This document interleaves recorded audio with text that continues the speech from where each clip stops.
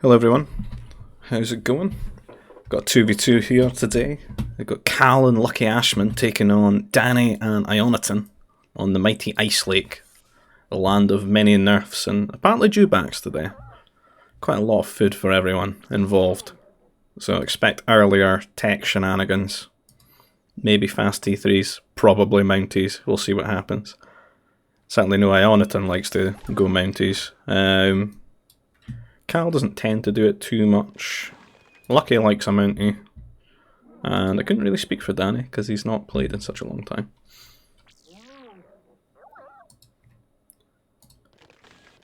We do have one rebel, or two rebels actually, a rebel in each team. But farms probably won't be built for a long time, so they're not too overpowered at the moment. So there's a lot of nerfs in the centre as well, god yes. These games can snowball quite hard. Sometimes see people getting up to about 40, 50 nerfs. It gets quite ridiculous.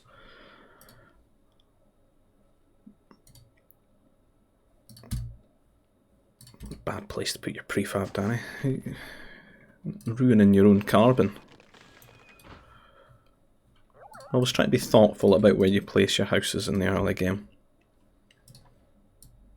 This is why I typically tend to do one house, especially for maps like this as well, because you can get your second nursery before you need your second prefab. So you're speeding up how quickly you can build the second nursery and get these housed. And then you can be thoughtful about where you put the second prefab, so you can maybe start building a wall earlier. Because you are really just like messing up your own sort of farming area in the future when you'll litter this area with prefab shelters.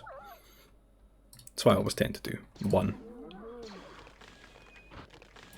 I think it's very common in Age of Empires to do two prefabs at the start. But they don't have animal nurseries like we do. So you can see that Cal's got two nurseries full here. He's got a little bit of a wall building on this side of his base. Quite a lot of nerfs for Lucky. Danny seems a little bit behind in the old nerfs. It's got a very awkward looking carbon now. As you can see that this tree and this prefab have formed a wall, so this area is not accessible. Food processor for Ioniton, a bit of a waste if you look at all the food that you've got. I mean, this could technically be a troop centre, or at least halfway there. Oh, an awful lot of nerfs here for Cal. No carbon processor yet though. He's got a lot on foot. You don't need this many on the dewback. If you've got this, I think you would cut this down to about 3 workers or so. You would keep eating them, but you want to get the carbon online so you can get your infrastructure up.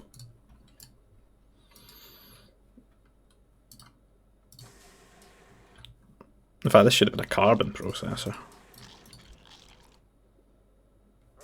I mean, what's the gather rate of these two? Just absolutely pish. I'll run out very quickly as well. It's only like 300 food. It's actually less food, I think, than a... Or it's 15 more. It's like 3, 4, 5 food versus 330, I think. Or 340. Or 5 more, fuck knows. Not a good decision. It's quite an open carbon with this wall at the front. Not seen any shenanigans yet out of anyone. Should really see troop centres down by now, if anyone was on the early Mounties. That barren tree has ruined that dewback's pathing. Danny's not reacted to that. Seems that the same sort of thing has happened over here for Ioniton. I think everyone's having an off day here. The old luring. Cal looking at T3. 3 on Nova. No troop centres down. Nothing out of Ioniton. It looks like he's wandering over for a forward. It's going very slow forward with just one worker. Might not get scouted, I guess, but he could really have Mounties on his opponent by now. I would worry about, rushing this late when there's so many nerfs and food, because by the time you start doing damage, they could be T3. See, Lucky seems to be further ahead than everyone when it comes to aggression. He's got his power core up now. 3 nurseries. He's looking good.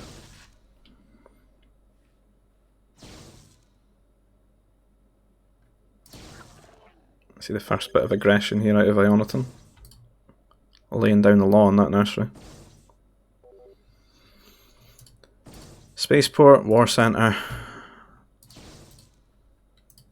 Would have been nice if you made a wall with these, because you could put the War Centre here and you could put the Spaceport here and use the berries. And then this side's walled off. Turret. Has he scouted any sort of aggression? Or is it just pre? He has seen the troop centre. So he knows it's going to get rushed. If you're going to make just one turret, put a light wall around it. You can't do that though, because he's put it too close to the carbon line. So you can't wall it out. And if you place these buildings, this turret would at least be walled on one side, and units would have to walk all the way around while being shot at by the turret. Out of all these buildings, these really could have been brought together in some way to make a power core safe. I mean, he doesn't seem to be playing around Mounties at all. What's happening on the other side? Mounties from Lucky with the rogue medic coming in to heal them. At least a walled power core out of Danny. He certainly played ahead of time on the Mounties. I wouldn't mind just placing a turret here. Just to make sure you don't, like, because there's a lot of Mounties getting thrown out and you don't want it to snowball, right? It would help you to retake your carbon and, you know, do some sort of defense. Right, we've got some Mounties out here. Power core not placed. He decided to place it in the most exposed area. Why wouldn't you build it here? At the very least, if you built it here, you put one wall down, you put one prefab and it's walled, and you can keep workers here to repair it if need be, or repair the wall. Also no mech factory. Why the War Centre? War Centre with a spaceport. To do what? Upgrade your turrets?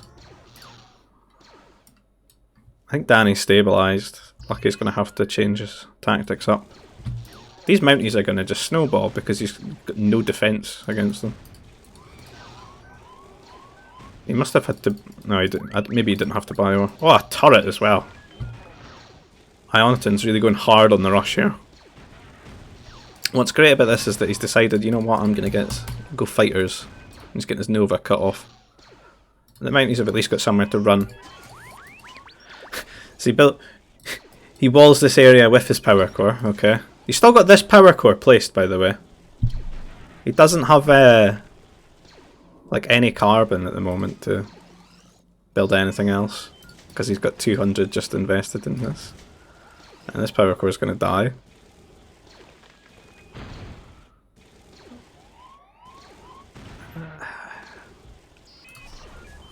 I really don't know what to say about this decision making.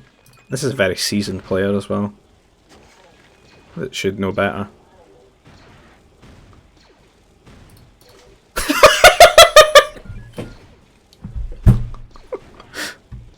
Why?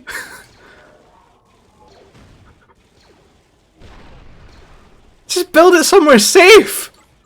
This is arrogant at this point. This is like...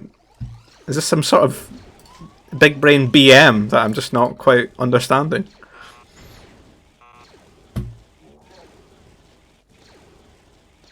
And it dies? Predictably? I don't even really care about what's happening on the other side of the map at this point. I mean, what's happening on the other side of the map is what should be happening on this side of the map. It's being defended sensibly.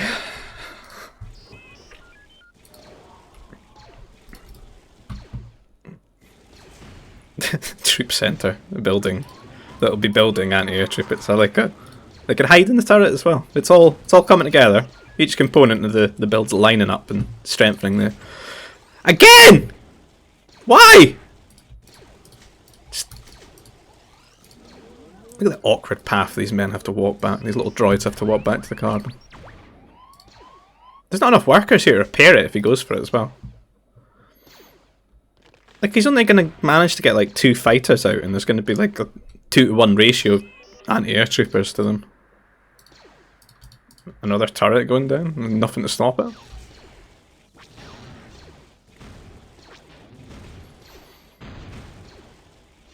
Do you know what he also, because he's got so many workers and there was only like 4 Mounties out, you could have went and just mealeed the turret down as well. They weren't really doing anything else. Like, both these turrets could have been killed. It would have distracted him as well and let him get his power core up and build his fighters. But really, he could have just built a power core here and walled it, and he would have gotten like 4 fighters out by now, 4 or 5, before he ever had anti-air turret, anti-air troopers. Is this another turret? Double power core. So if this dies to Mounties, this one's right here, right next to it, just in case. The Mounties will have to travel so far just to kill the second power core. This is 200 carbon. This could be a wall. I mean, if you see that, you just have to go for it, right? He's having his nerfs stolen and housed. This is a bop. And Danny's doing well. He's got some fighters out. Got the right idea. Like, what do you think would happen? No. Why? Why are they right next to each other? I can't handle it. It doesn't make any sense.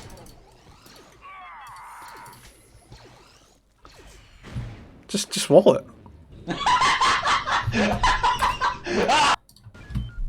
Just wall it. Okay, he's stabilized. So is that. This game could go on. There could be more power cores placed. I'm just going to move on to food processors, get some farms, get that rebel bonus going. What's Ioniton actually up to at home? Got a lot of nurses. Oh, look at Danny. He built him a turret. What a guy. A 2v2. Rare.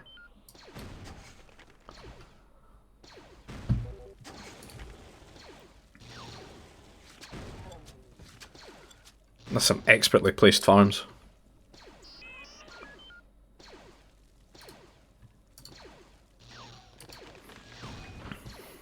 Interesting.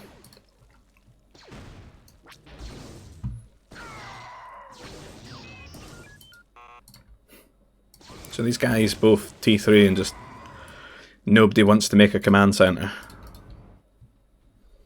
Lucky transitioning into a Hanova based economic empire. Oh! At least he's got a backup.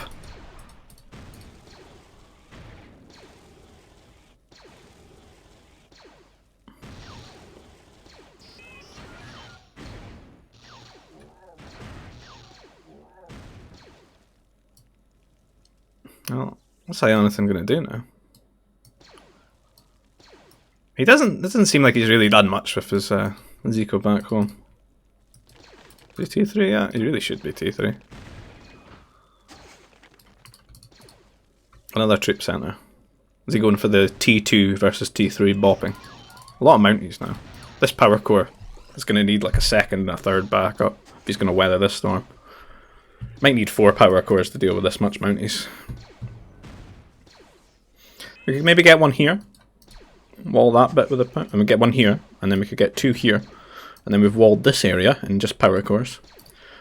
But he's going to struggle with this side because that's like 6 or 7, but he can't afford that.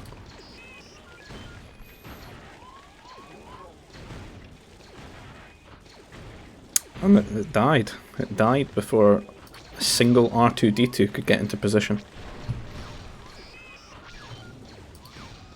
Cry every time. It seems Danny's lost all his work. It's the man playing Rebels who could really use some speeders.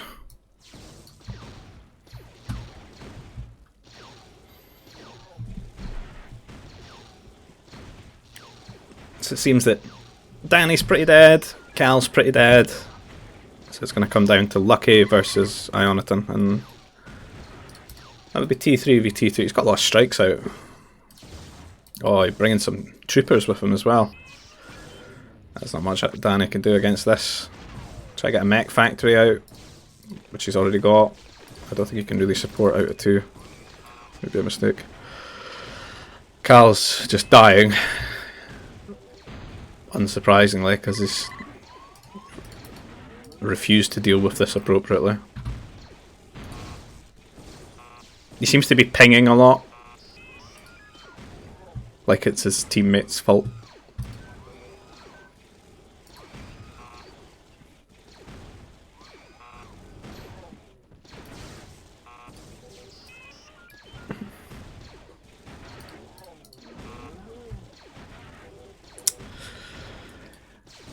I really don't know what's going to happen in the rest of this game. It's going to come down to a bit of a 1v1, I think. I suppose Danny's infinitely more useful than Cal because he's got like 4 fighters out.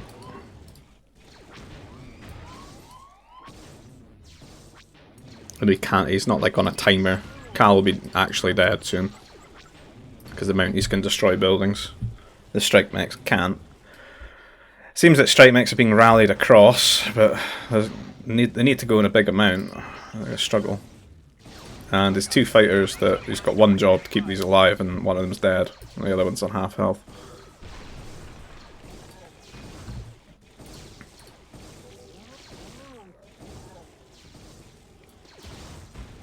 Has he gone T3 yet? Yeah, he has.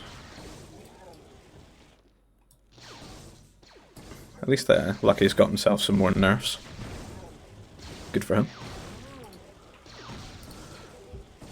GG. What does he mean to say PC for power core? So it's 2v1 or a 1.5v1 maybe. I'm actually going to speed this up because I don't know how long they're going to spend working out what they want to do. No, he's just going to quit. Okay. Might not want to play 2v1. The trooper recruits were coming, Cal. Why'd you resign? Your salvation on the 4th day. Look to the east. Well, that was an experience. Another death of Cal video, I guess. It's kind of lost for words, really. Everything you don't want to do when you're being mounted. Take that as a guide. Don't do this, and just do this instead. It's economically safer and sounder. Save you so much carbon.